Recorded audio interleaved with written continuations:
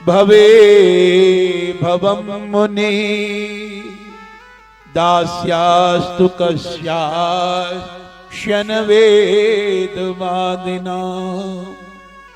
निरूपितो बालक एव योगिना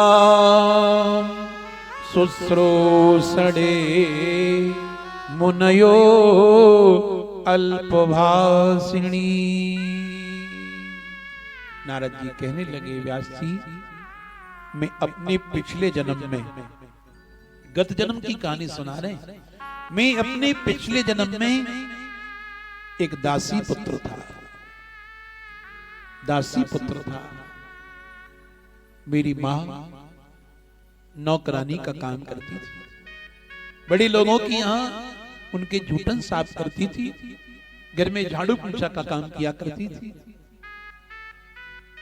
और दुख की बात बताऊं व्यास जी, जिस समय मेरा जन्म हुआ था धरती पर, उसी समय मेरे पिता की मृत्यु हो गई थी। मेरी मां विधवा हो गई थी।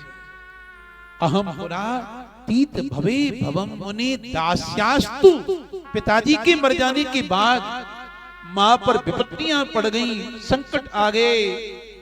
घर में खाने की व्यवस्था नहीं थी, गरीबी बहुत थी, बहुत ज्यादा गरीबी थी। तो मेरी मां नौकरानी का काम करने लग गई, दासी का काम करने लग गई। सज्जनों, भगवान किसी को ऐसा समय नहीं दिखाए। नारद जी कहते हैं मेरा जन्म होता है, मेरे पिता की मृत्यु हो जाती है, मेरी मां पर विपत्तियों का पहाड़ गिर गया, घर में गरीबी बहुत थी, मेरा ध्यान नहीं देती थी मां। मैं मोहल्ले के गलत बच्चों का साथ करने लग गया, धीरे धीरे गंदी आदतें मुझ में पड़ गईं, गंदे काम में करने लग गया। लेकिन एक बार निरूपितो बालक एव योगिना, एक बार मेरे गांव में संत लोग आए थे। गांव से थोड़ी दूरी पर एक बगीचा था। उस बगीचे में संतों ने अपना पड़ाव डाल लिया और चातुर्मास व्रत करने लग गए। गांव में ये बात फैली कि गांव में संत आए हैं तो सारा गांव संतों की सेवा करने को जाता है। एक बात कहे, आप 10 मिनट उसके साथ बैठ करके देखो जो माला जप करता हो, भजन करता हो। बोलने चालने की कोई जरूरत नहीं है, कुछ पूछने की कोई जरूरत नहीं है, केवल ऐसा करके तो देखिए। 10 मिनट आप उसके साथ बैठिए जो चरित्रवान व्यक्ति हो, जो सत्कर्म करता हो, जिसका आचरण पवित्र हो, जिसका भजन होता हो, जो संध्या और गायत्री का जप करता हो। मात्र 10 मिनट उसके पास बैठ के देख लीजिए आप, आपका मन कितना पवित्र हो जाएगा, आपके विचार कितने शुद्ध हो जाएंगे, आपका मन कितना गदगद हो जाएगा। और आप 10 मिनट उसके साथ बैठ लो जो चरित्रहीन हो, जो निंदा चुगली में लगा रहता हो, जो पाप कर्म करता हो, उसके पास बैठेंगे ना, ओहो, आपका मन बिगड़ जाएगा, आपके विचार बिगड़ जाएंगे, आपकी बुद्धि बिगड़ जाएगी। नारद जी कहते हैं मेरे गांव में संत आए हुए थे, सारा गांव संतों की सेवा करने को जाता, कोई अन्न से जाकर के सेवा करता, कोई दूध लेकर के जाता, कोई फल लेकर के जाता। मुझे पता चला माँ हमारे गांव में साधु आए हैं, संत आए हैं, मुझे संतों के पास लेकर के चलो। माँ ने कहा बेटा हम बहुत गरीब हैं, नौकरानी का काम करते हैं, उन संतों के पास हमें कौन जाने देगा, वहां तक में कौन पहुंचने देगा। मेरी जिद करी माँ, संत बड़े दयालु होते हैं, हम पर कृपा करेंगे।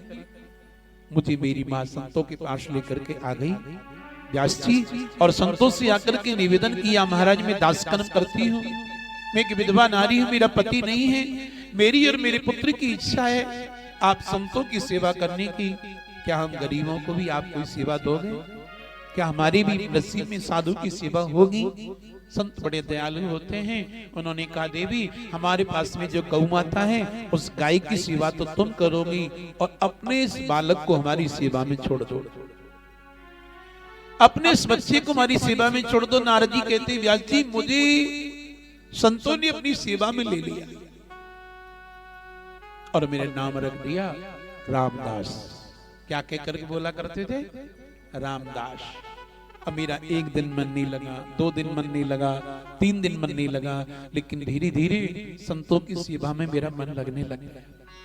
साधु महात्मा बैठ करके कीर्तन करते थे, भजन करते थे, नाम जप करते थे, मंत्रोच्चारण करते थे, स्तोत्र का पाठ किया करते थे, वेद मंत्र बोला करते थे। मेरे समझ में नहीं आता था, लेकिन धीरे धीरे नाम का प्रभाव, भजन का प्रभाव, संतों की कृपा का प्रभाव, मेरी चित्त वृत्तियां शुद्ध होने लग गई, मेरा मन पवित्र होने लग गया, संतों की सेवा में करने लग गया।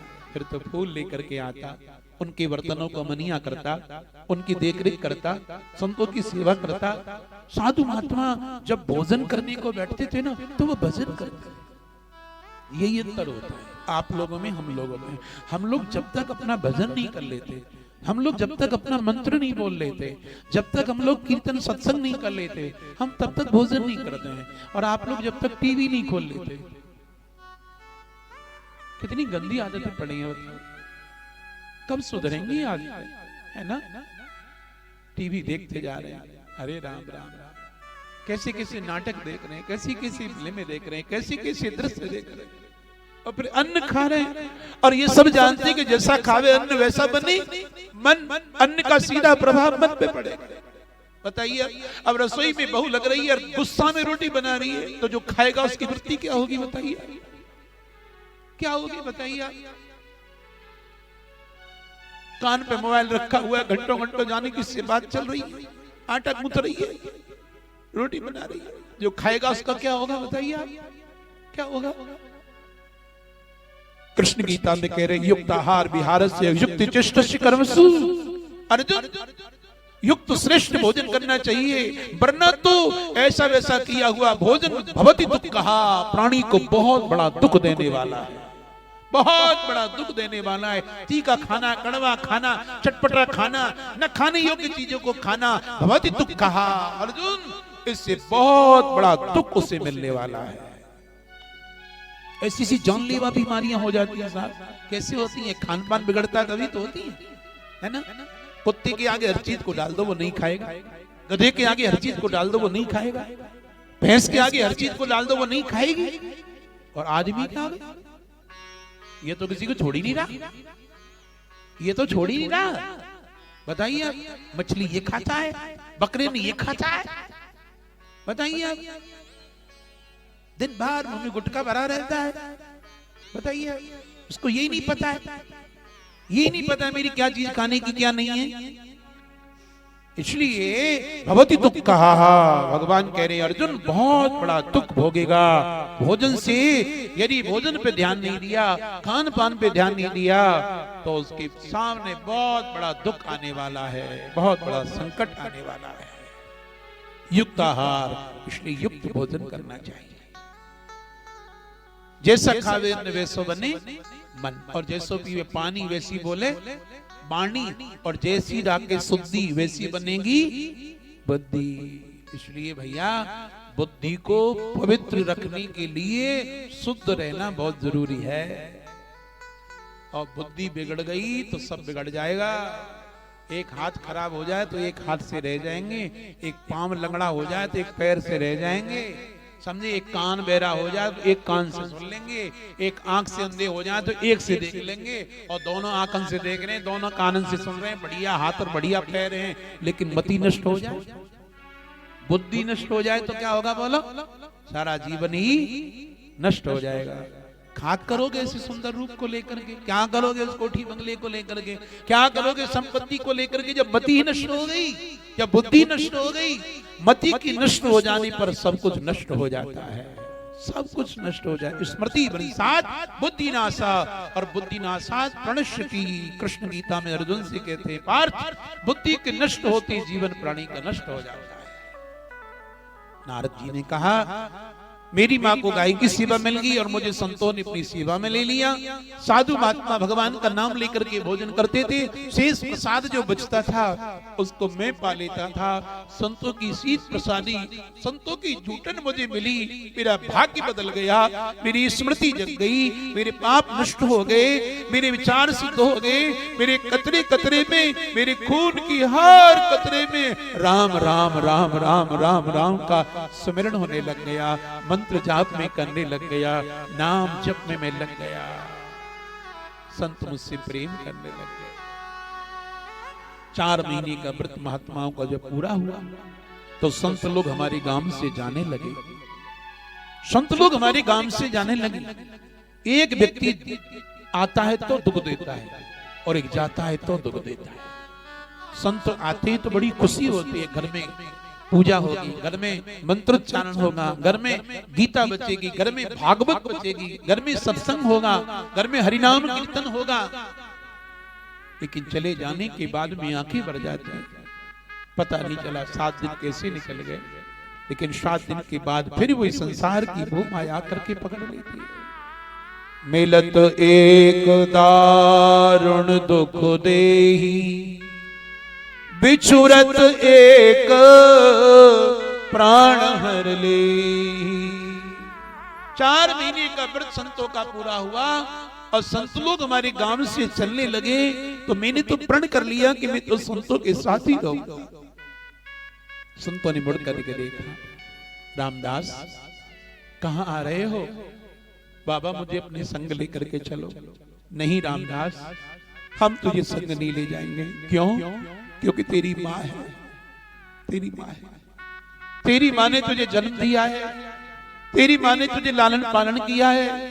देख तेरी माँ पर वैसी विपत्तियां इतनी आई हैं, तेरा पिता नहीं है, कितनी गरीबी में तुझे पाल पोस करके बड़ा किया है। रामदास ऐसी स्थिति में तू अपनी माँ को छोड़ करके जाएगा तो कभी तुझसे भगवान खुश नहीं होंगे, कभी प्रसन्न नहीं होंगे। बेटा पहला धर्म है अपने माता पिता की सेवा करना, अपने माता पिता की सेवा करना। तू भाग्य का भाग है, तुझे पिता का प्रेम तो नहीं मिला, पिता का सुख तो तुझे नहीं मिला, लेकिन तेरी माँ है ना, अपनी माँ की सेवा कर। संसार सागर है अगर माता पिता एक नाव है, जिसने करी तन मन से सेवा उसका तो बेड़ा पार। जिसने दुखाई आत्मा, जिसने दुखाई आत्मा वो डूबता मझधार है। ये माता पिता परमात्मा मिलते न बारंबार है। जिसने दुखाई आत्मा, जिस बेटे ने मां को रुलाया होगा ना, वो कभी जीवन में सुख नहीं पाएगा प्यारे। जिसने अपने बूढ़े बाप की आंखों में आंसू दे दिए होंगे वो कभी सुख नहीं पाएगा, कभी कुछ नहीं पाएगा। इसलिए जिसने 9 महीना कोख में रखा हो, कोई 250 ग्राम का पत्थर पेट से बांध के तो दिखाई दे। जिसने 9 महीना कोख में रखा हो, जन्म देकर के प्रसूति की पीड़ा जिसने सहन करी हो, कभी इधर गंदगी कर देता था तो इधर उठा करके इधर ले लेती थी, कभी इधर गंदगी कर देता था तो उधर उठा करके छाती पे ले लेती थी। इधर भी गंदगी, इधर भी गंदगी है, अपने बच्चे को छाती पे सुला लेती, दोनों तरफ खुद गंदगी भी पड़ी रहती। ऐसा बेटा आज बूढ़ी मां को कष्ट देता है, अपने पिता को कष्ट देता है। वो है कुपुत्र जो मां की निंदा करे, और वो है सुपुत्र जो मां का प्यारा है। अब यहाँ के बाद मैं 23 जनवरी से खाटू में श्रीमद् देवी भागवत की कथा करूंगा। वो सीधा प्रसारण देखना आप यूट्यूब पर उसका। उसमें माँ की इतनी महिमा आती है, इतनी महिमा आती है कि राम से पहले सीता है, श्याम से पहले राधा है। धरती पर कोई कृष्ण राधा नहीं बोलता, सब राधा कृष्ण बोलते हैं, सीता राम बोलते हैं, गौरी शंकर बोलते हैं, लक्ष्मी नारायण बोलते हैं। शक्ति के बिना कुछ नहीं है, माँ के बिना कुछ नहीं है भाई, कुछ नहीं, कुछ नहीं है माँ के बिना। अरे बच्चा माँ की गोदी में मलमूत्र त्याग देता है तो उससे वो नाराज नहीं होती है भाई, नाराज नहीं होती।